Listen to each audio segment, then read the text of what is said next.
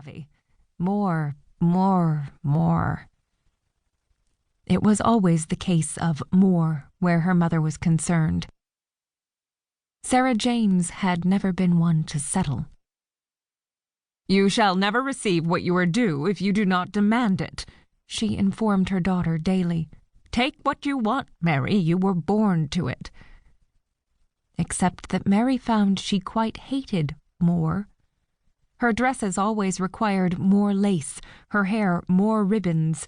She was found lacking in graces and charms, her musical skills at the pianoforte and song always too stiff, her ability to carry a conversation flawlessly with sparkling laughter non-existent, or at least if Sarah James was to be believed. Her mother had married young and well above her station as the daughter of poor Irish immigrants. Her hands did not know manual labor as her mother's had. Her fashionable clothing was the work of skilled modistes and designed to impress, unlike the plain muslin Sarah James had been raised in, and Mary's childhood home was nothing short of a palace when compared to the rickety walk-up in which her grandmother had raised 9 children. And then misfortune had struck by way of her father's untimely death at sea. This was what happened when a merchant fancied himself a sailor. Mary had begged her papa not to captain the ship bound for South America, but he had not listened.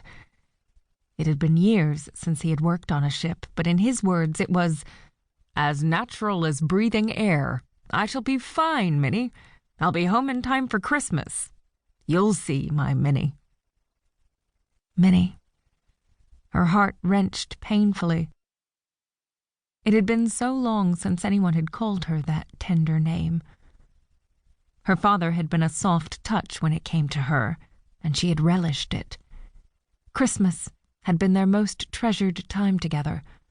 Her father had always loved Christmas, and so had she, until he had been taken away by the sea.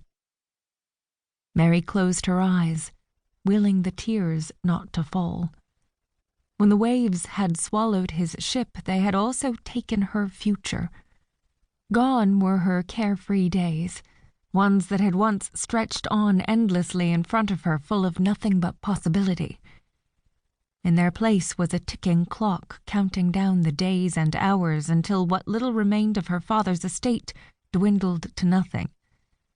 Successful merchant though he was, her father had been lax in making provision for the bulk of his assets.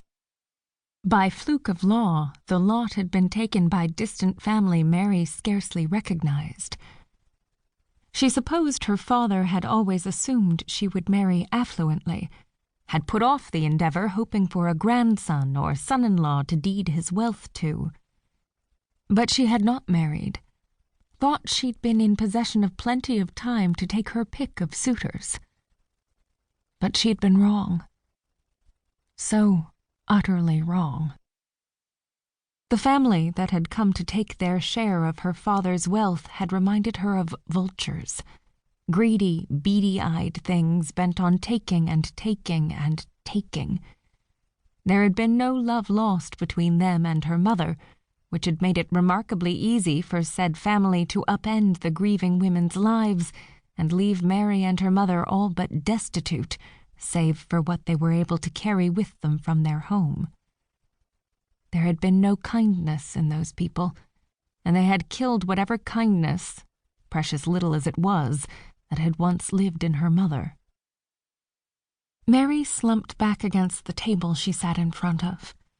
After her morning sickness, she knew there was little chance that she did not look unwell.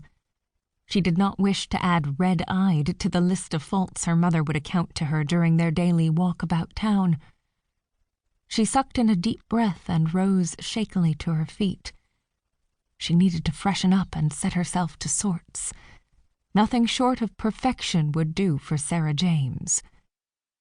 She would meet her mother and do her best. She would perhaps dazzle her with a witty anecdote, and though the Baptiste air had slipped through her fingers, there would be another well-suited man. One that had good intentions, one that she could, with effort, force herself to care for, to want as she